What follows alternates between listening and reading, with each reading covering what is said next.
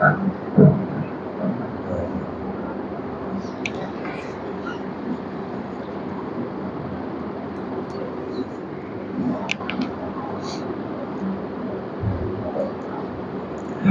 والسلام علی رسول اللہ اما بعد۔ باب سؤال جبریل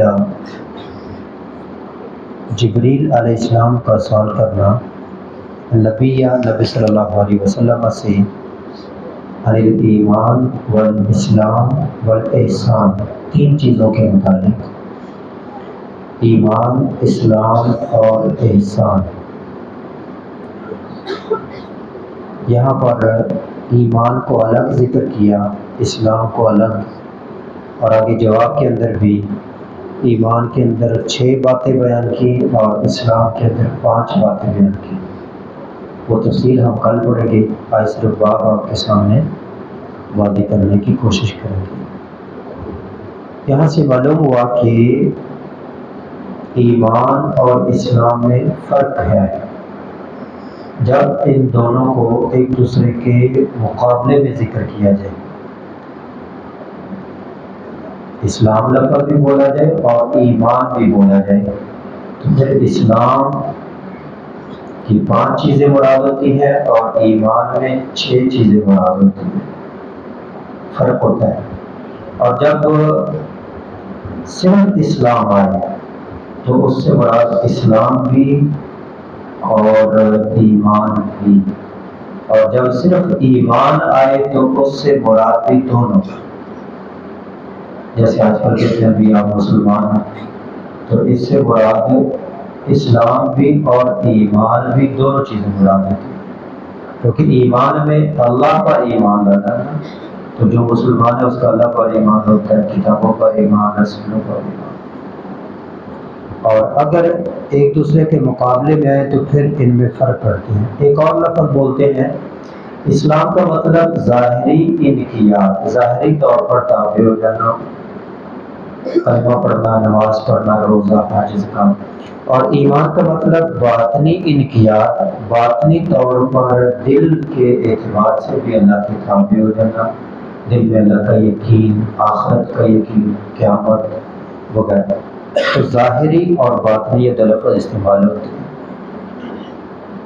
اور احسان کیا ہے یہ بھی کل بیان ہوگا، علم الساعۃ اور قیامت کا بیان، و بیان نبی صلی اللہ علیہ وسلم کا بیان کرنا لہو جبریل کو، کہ جبریل نے سوالات کیے، آپ نے ان کے جوابات دیے، تفصیل کا اعلان کی۔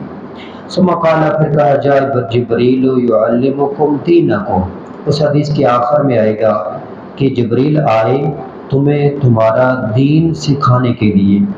اوپر سوال ہوئے ہیں 4، ایمان، اسلام، احسان اور قیامت۔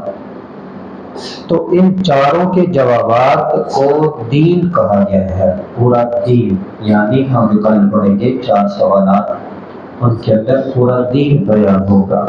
فجعل ذلک کلہ دینا، تو ان سب کو دین کہا، گویا کہ دین کا خلاصہ بیان کیا۔ یہ حدیث جبریل معروف حدیث ہے، اور نبی صلی اللہ علیہ وسلم کی زندگی کے آخر میں یہ جبریل امین آئے تھے۔ وما بین النبی، اور جو بیان کیا نبی صلی اللہ علیہ وسلم نے، لوفد عبد القیس، یہ قبیلہ آیا تھا، ان کا وفد آیا تھا، ان کے سامنے بھی بیان کیا من ایمان، ایمان کے متعلق تفصیل بیان کی۔ وقولہ تعالی ومن یبتغی غیر الاسلام دینا، اور جو کوئی تلاش کرے گا اسلام کے علاوہ دین، فلن یقبل منہ، ایک آدمی کہے، جیسے کہ ڈاکٹر ذاکر نائک صاحب سے ایک آدمی نے سوال کیا تھا، اسٹوڈنٹ تھا کوئی بادشاہی مسجد کے اندر، اس نے سوال کیا تھا کہ مسلمان ہونا کوئی ضروری ہے، آدمی اچھا انسان ہو، میں اپنے رشتہ داروں میں ایک اچھا ہوں، دوست احباب میں اچھا ہوں، جو میرا ایک حلقہ ہے اس میں ایک اچھی زندگی بسر کر رہا ہوں، کہ انسان ایک اچھا انسان بن جائے تو مسلمان ہونا ضروری ہے۔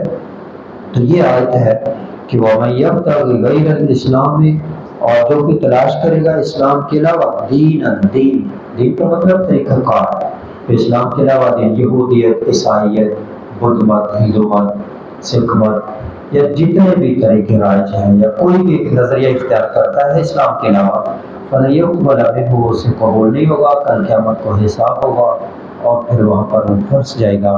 تو صرف ایک ہی دین ہے۔ آج یہ بھی کہتے ہیں کہ ملت ابراہیمی کو بس لازم پکڑ لو، کہ بس اللہ کو مانتے ہیں اور کام ٹھیک ہو تو انسان کامیاب ہے۔ مسلمانوں کا تو ضروری ہے، ایک ہندو ہو، ایک یہودی ہو، اچھا یہودی ہو، ایک عیسائی ہو، اچھا عیسائی ہو، وہ اللہ کو مانتا ہے، عیسی علیہ السلام کو مانتا ہے اور اچھے کام کرتا ہے تو ٹھیک ہے، وہ کامیاب ہونا چاہیے۔ نہیں، ایسا ہے جب تک اسلام کو قبول نہیں کریں گے، وَمَن يَبْتَغِ غَيْرَ الْإِسْلَامِ دِينًا، اور جو کہ اسلام کے علاوہ کوئی اور دین تلاش کرے گا فَلَن يُقْبَلَ مِنْهُ سے وہ قبول نہیں کیا جائے گا۔ باقی لمبی حدیث آگے آ رہی ہے، وہ کل انشاءاللہ پڑھیں گے۔ اسی اتفاق کرتے ہیں، وَمَا عَلِيَّ إِلَّا الْبَلَاغُ الْمُبِينُ۔ السلام علیکم ورحمۃ اللہ۔